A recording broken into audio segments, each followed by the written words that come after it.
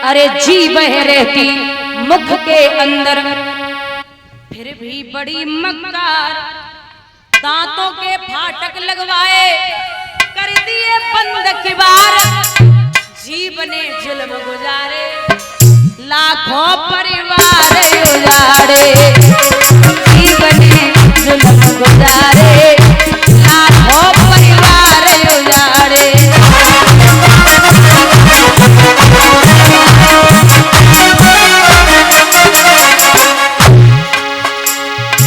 जीव है जादूगरनी, पलवर में प्रेम बढ़ावे।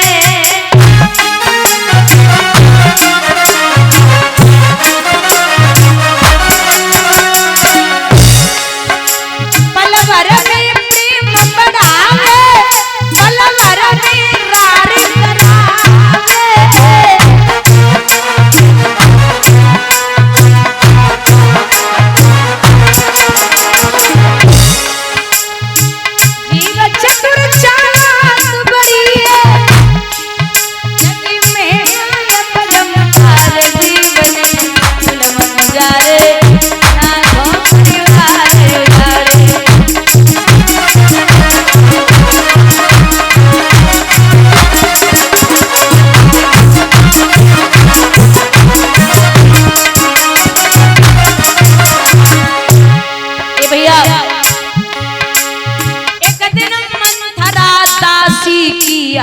ऐसी जीव चली थी,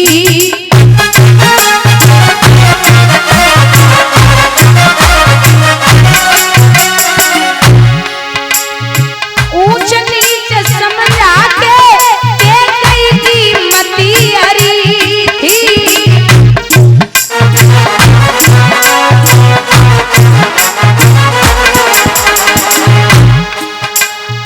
राम भेज दिए बनवास को, ये गलत कियो व्यवहार। जीव ने जुल्म गुजारे, लाखों परिवार उजाड़े।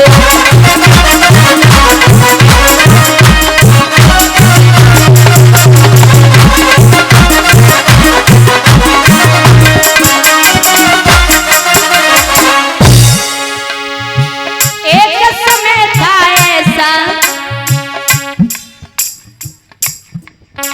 द्रौपदी की जीव चली थी।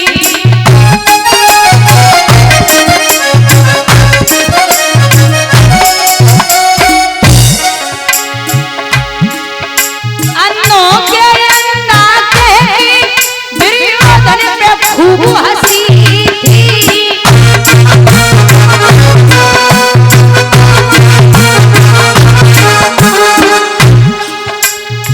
दुर्योधन घर पे आई थी, ये तीनों सोच विचार। जीव ने जुल्म गुजारे, लाखों परिवार उजाड़े।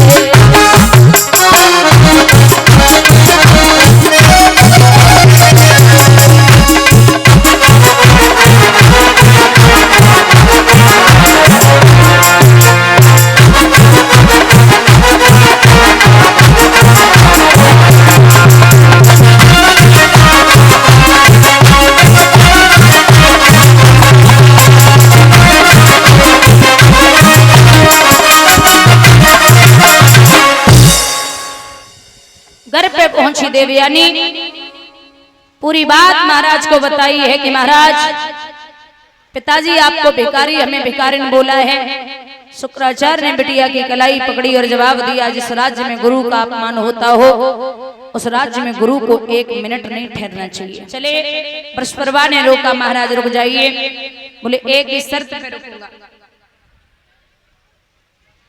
शर्त क्या है? शर्त ये है कि जब मेरी बेटी का विवाह हो, जब मेरी बेटी दुल्हन बने, तो तेरी बेटी मेरी बेटी के साथ में दासी बन के जाए।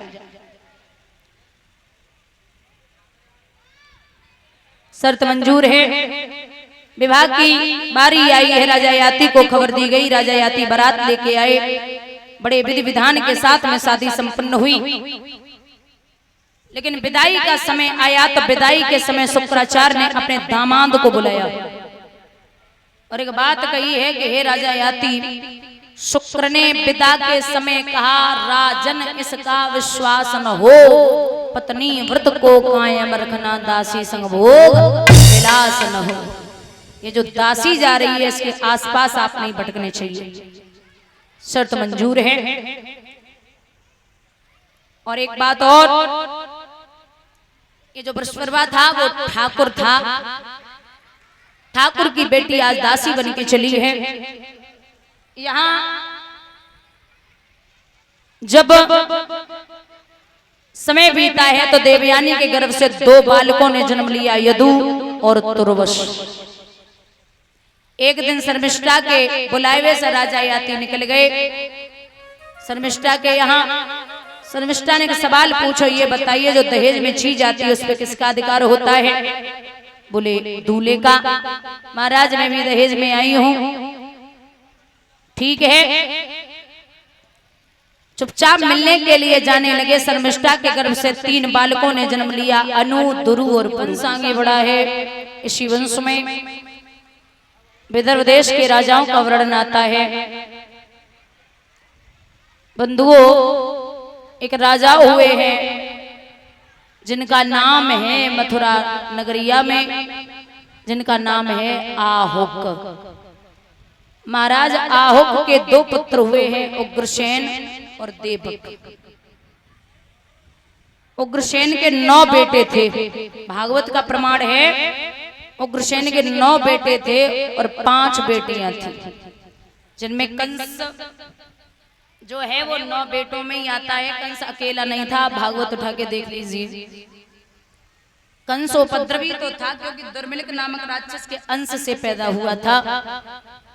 ये उपद्रवी तो था, इतना उपद्रवी था कि गांव के बच्चों को खेलने के बहाने ले जाए, काऊ को गला घोंट दे, काऊ को धरती में दबोच दे।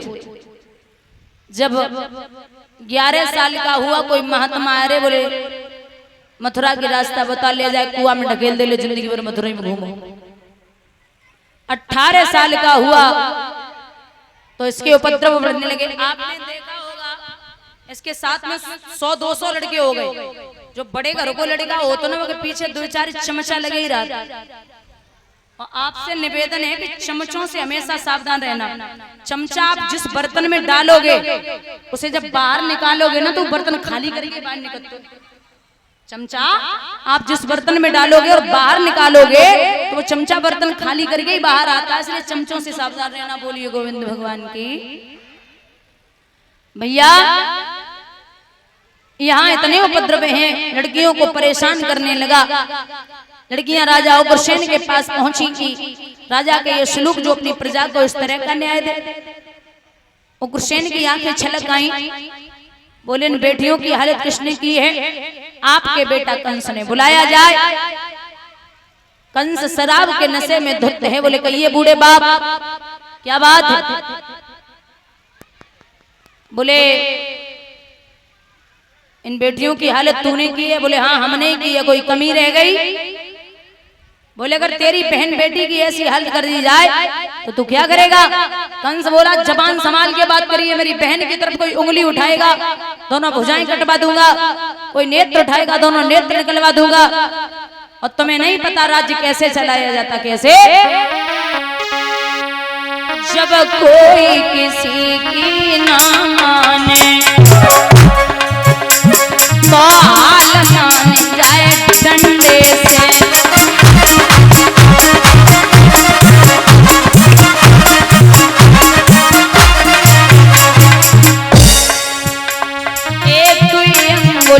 की लकड़ी पकड़ा पांव जमावे डंडे से।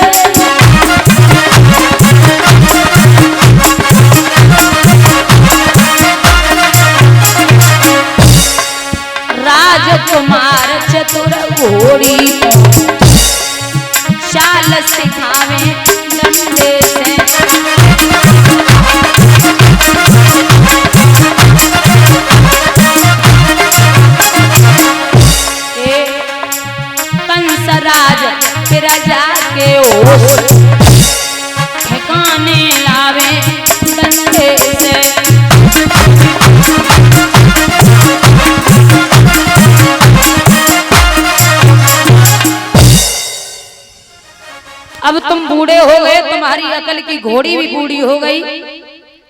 जवानों को इशारा दिया, राज सिंहासन से नीचे उतारो, पिता का श्रृंगार करो। सिंहासन से उठाया, मुकुट लेकर के अपने सिर पे धारण कर लिया, हथकड़ी बेड़ियां जंजीरें डाल के बाप को काल कोठरी में डाल दिया। कंस मथुरा नगरिया का राजा बन गया। नई नई उम्र की लड़कियों को पापी ने घर में जोड़ा था, बाहर की दशा कहूं कैसे नौकरशाही का तोड़ा था।